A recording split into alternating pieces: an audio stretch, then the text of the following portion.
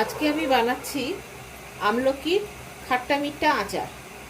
প্রথমে এই যে আমলকিগুলো, এগুলো একটুখানি লাল লাল হয়ে গেছে একটুখানি, কিন্তু একদম পুরো সবুজ আমলকি হলে সব থেকে ভালো হয়। এটাকে আমি আগে ভাপিয়ে নেব। এরকম একটা পেপার নিয়েছি, তার মধ্যে এটাকে দিয়ে, এগুলোকে সবগুলোকে দিয়ে, এখানে 250 মতন আমলকি আছে, এটাকে ভাপিয়ে নেব। ভেপে গেলে এর প্রত্যেকটা পার্ট আলাদা আলাদা হয়ে যাবে।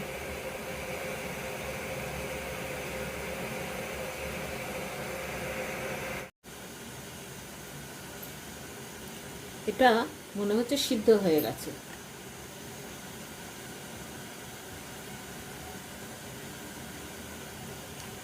কেননা এই যে ফেটে ফেটে গেছে, এই যে এখান থেকে না ফেটে ফেটে গেছে। এটা সিদ্ধ হয়ে গেলে আপনা থেকে, এই যে এখানে ফেটে গেছে, এখানে আপনারা দেখতে পাচ্ছেন কিনা বুঝতে পারছি না, এই যে ফেটে গেছে, এগুলো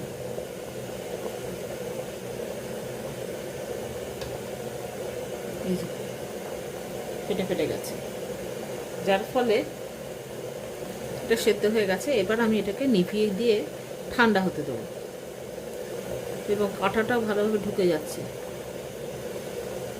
সেদ্ধ হয়ে গেছে। এটাকে আমি অফ করে দেবো, নিয়ে এটাকে ঠান্ডা হতে দেবো।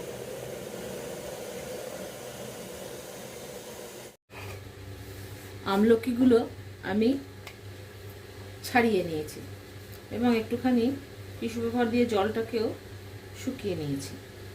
এবার আমি গ্যাসে কড়াই চাপিয়েছি।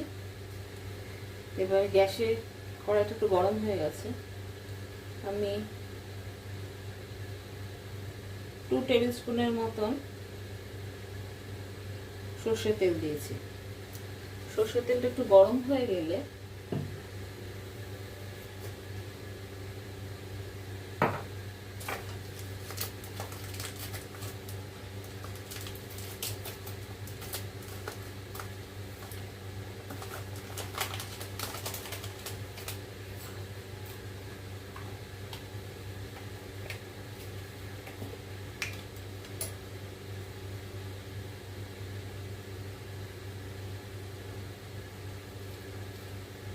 এতে আমি দেব 2 টিস্পুনের মতন পাঁচফোড়ন,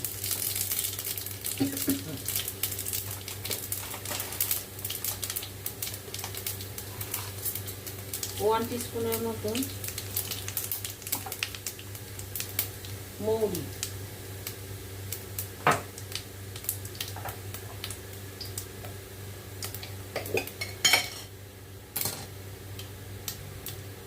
1 টিস্পুনের মতন ধনে গুঁড়ো,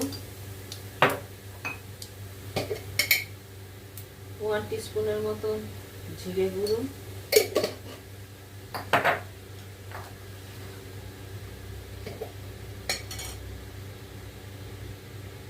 1 টিস্পুনের মতন লাল লঙ্কা, 1 টিস্পুনের মতন গরম মশলা,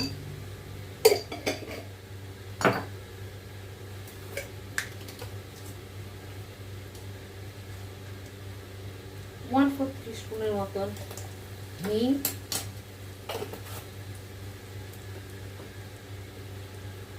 আর 1 টিস্পুনের মতন আদা পাউডার।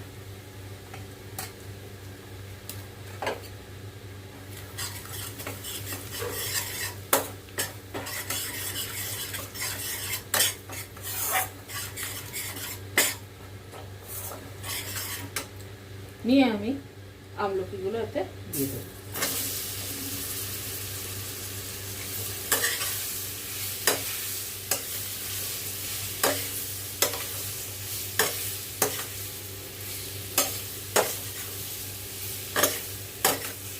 গ্যাসটা এই সময় একদম লোতে রাখবেন, নয়তো মশলাগুলো পুড়ে যেতে পারে।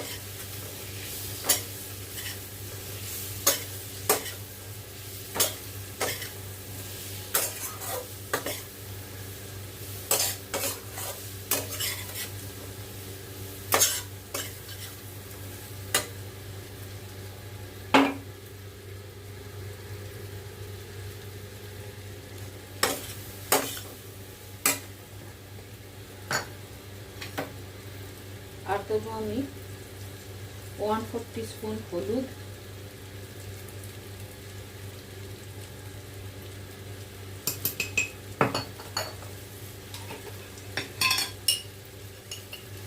আর 1 টিস্পুন মৌরি। আস্ত মৌরিও দেবো, আবার মৌরি গুঁড়োও করে দেবো।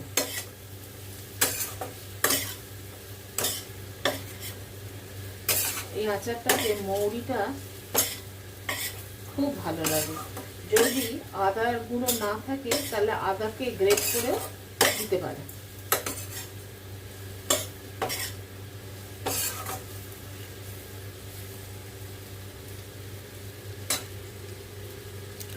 এইভাবে 10 মিনিটের মতো নাড়াচাড়া করবো লো হিটে।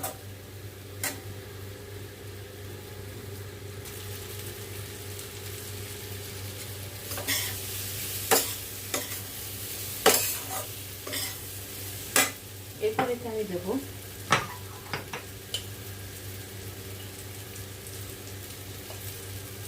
হাফ টিস্পুনের মতন এমনি টেবিল সল্ট, আর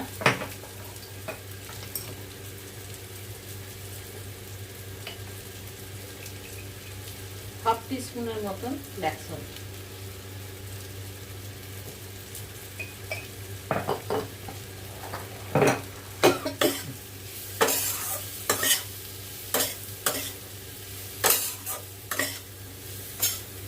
সব কটাকে ভালো করে মিশিয়ে দিই।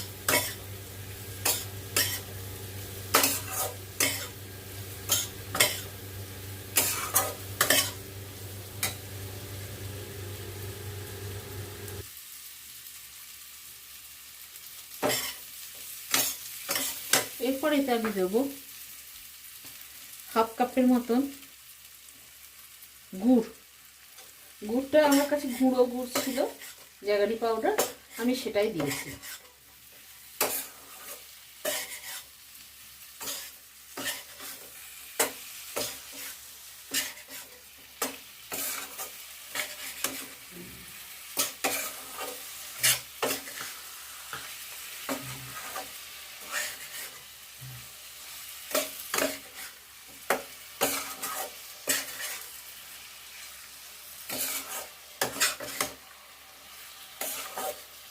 আস্তে আস্তে জল বেরোতে শুরু করেছে।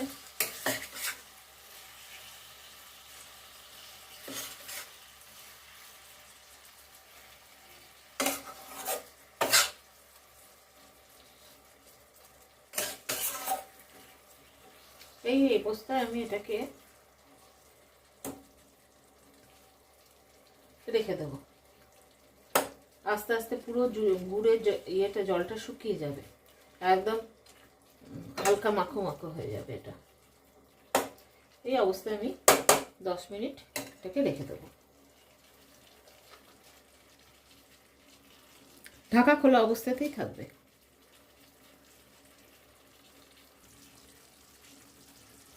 দেখেছেন কত জল বেরিয়ে গেছে। এই পুরো জলটা এখন অনেকটা শুকাতে যখন টেনে আসবে আর একটা চিটে চলে আসবে,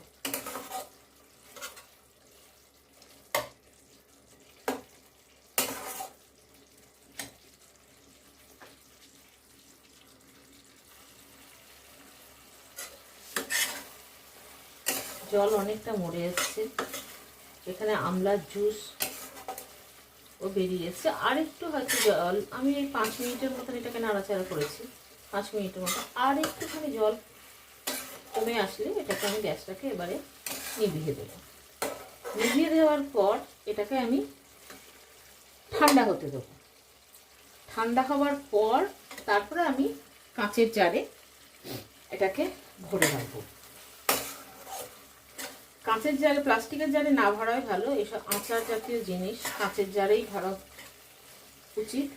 আর এইটা আজকে বানিয়ে আজ থেকে বা কাল থেকে খাওয়া যাবে না, এটা 2 দিন রেখে দিতে হবে, যাতে এই যেসব মশলাগুলো আমি দিয়েছি, মৌরি, 5 ফোড়ন, এসবগুলো আরও মজে যাবে, গেলে জিনিসটা আরও খেতে ভালো লাগবে।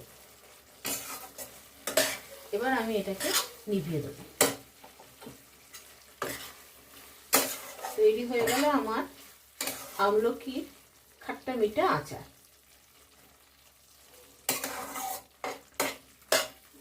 এই যে ঠান্ডা গরমের সময়, এই সময়টাতে এই জিনিসটা খেলে ইমিউনিটি বাড়ে, চট করে ঠান্ডা লাগে না এবং শরীরের পক্ষেও ভালো। তবে এই আচারটা জারের মধ্যে রেখে দিলে বেশ কয়েকদিন খুব ভালোভাবে যাবে। এটা ঠান্ডা হয়ে গেলে আরো গাঢ় হয়ে যাবে, তখন আমি এটাকে কাঁচের জারে ভরে রাখবো।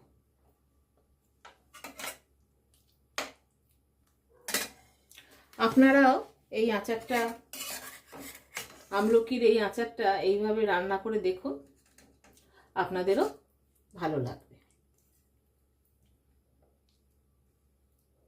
আমি আজকে এটাকে কাঁচের ঝাড়ে এখন ভরবো না, এটা যখন ঠান্ডা হয়ে যাবে তখন আপনাদেরকে কাঁচের ঝাড়ে ভরে আমি আপনাদেরকে দেখাবো। এটা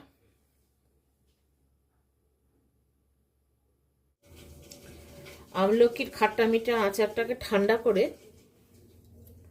আমি একটা জারে ঢেলে রেখেছি।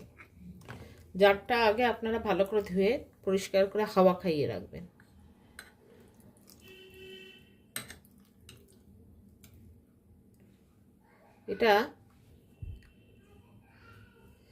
এটা যত মজবে তত খেতে ভালো হবে।